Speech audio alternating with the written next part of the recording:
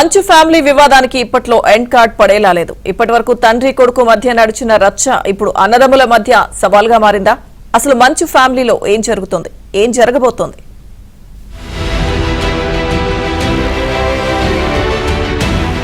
ఇప్పటివరకు మోహన్ బాబు వర్సెస్ మనోజ్,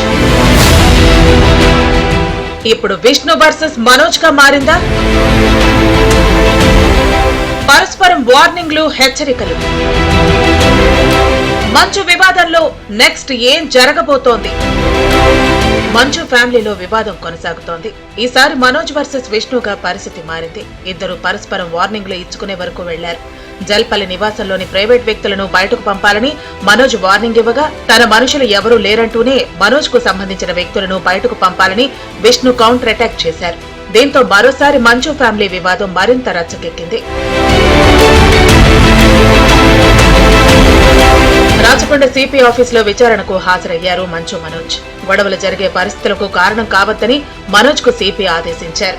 ఈ సందర్భంగా పోలీస్ వ్యవస్థపై తనకు నమ్మకం ఉందన్నారు మంచు మనోజ్. వివాదంపై కూర్చుని మాట్లాడుకోవడానికి తాను సిద్ధమన్నారు. మా అమ్మగారు హాస్పిటల్లో లేరు. మా అమ్మగారు నా ఇంట్లో మా వైఫ్ తోనూ నా పాపతోనూ జలపల్లి ఇంట్లోనే ఉన్నారు. ఇప్పుడే ఒక రిపోర్ట్ చూశాను, ఇంటర్వ్యూ. మా అమ్మ హాస్పిటల్లో అడ్మిట్ అయి ఉన్నారని చెప్పారు. దయచేసి నా పాపను వాడారు, నా వైఫ్ పేరు ఇంక్లూడ్ చేశారు, నా పాప పేరు ఇంక్లూడ్ చేశారు. ఇప్పుడు మా అమ్మను అడ్డు పెట్టుకొని హాస్పిటల్లో ఉన్నారని అబద్ధ ప్రచారాలు చేస్తూ అడ్మిట్ అయి ఉన్నారని కన్న తల్లి మీద ఇలా చేయకండి, మీకు దండం పెడతాను. కూర్చొని మాట్లాడుకునేదానికి నేను ఎప్పుడు సిద్ధమే. మరోవైపు తెలంగాణ హైకోర్టులో మోహన్ బాబుకు ఊరట లభించింది. రాచకొండ పోలీసుల నోటీసుపై స్టే విధించింది. ప్రతి 2 గంటలకోసారి మోహన్ బాబు ఇంటి వద్ద పరిస్థితిని సమీక్షించాలని పోలీసులకు హైకోర్టు ఆదేశాలు ఇచ్చింది. తదుపరి విచారణను డిసెంబర్ 24కి వాయిదా వేసింది ధర్మాసనం. తానెప్పుడూ డబ్బు, ఆస్తి అడగలేదన్నారు మంచు మనోజ్. కుటుంబం కోసం ఎంతో చేశానన్నారు. అయితే ఆస్తి మొత్తం తన తండ్రి కష్టార్జితమన్నారు విష్ణు. తన తండ్రి ఏది చెబితే అది తాను చేసి తీరుతానంటూ స్పష్టం చేశారు. ఎంతో గొడ్డులా కష్టపడాను, మనసు పూర్తిగా సంతోషంగా చేశాను. నాకు 1 రూపాయి అడిగింది లేదు, ఆశించలేదు. నేను దానికోసం నాకు కావాలి, నేను పనిచేసిన దానికి కూడా నేను అడగట్లేదు. ఒకటే అడుగుతున్నాను, మీకు నిజం తెలియాలి. అందుకోసమే ఏంట్రా వీడన్నీ బయట పెడుతున్నాడు అనుకోవచ్చు.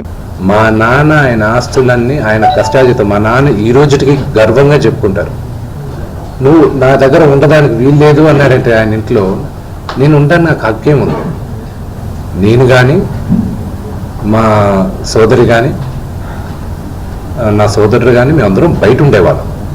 నేను బయట ఉంటున్నాను, సపరేట్ ఉంటున్నాను. ఈరోజు నేను జాయింట్ ఫ్యామిలీని నమ్ముతాను. నాకు ఉమ్మడి కుటుంబం ఇష్టం. జల్పల్లి ఘటనపై పోలీసులు విచారణ వేగవంతం చేశారు. ఘర్షణకు కారణమైన వ్యక్తులను గుర్తించే పనిలో ఉన్నారు పోలీసులు. ఈ క్రమంలో మోహన్ బాబును విచారించే అవకాశం ఉంది. మరోవైపు మనోజ్ పై దాడి కేసులో మోహన్ బాబు అనుచరుడు కిరణ్ ను అరెస్టు చేశారు. ప్రస్తుతం పహాడి షరీఫ్ పిఎస్ లో కిరణ్ ఉన్నారు. 3 రోజుల క్రితం తనపై దాడి చేశారని మనోజ్ ఫిర్యాదు చేశారు. సీసీ ఫుటేజ్ ను కిరణ్ మాయం చేసినట్లు గుర్తించారు.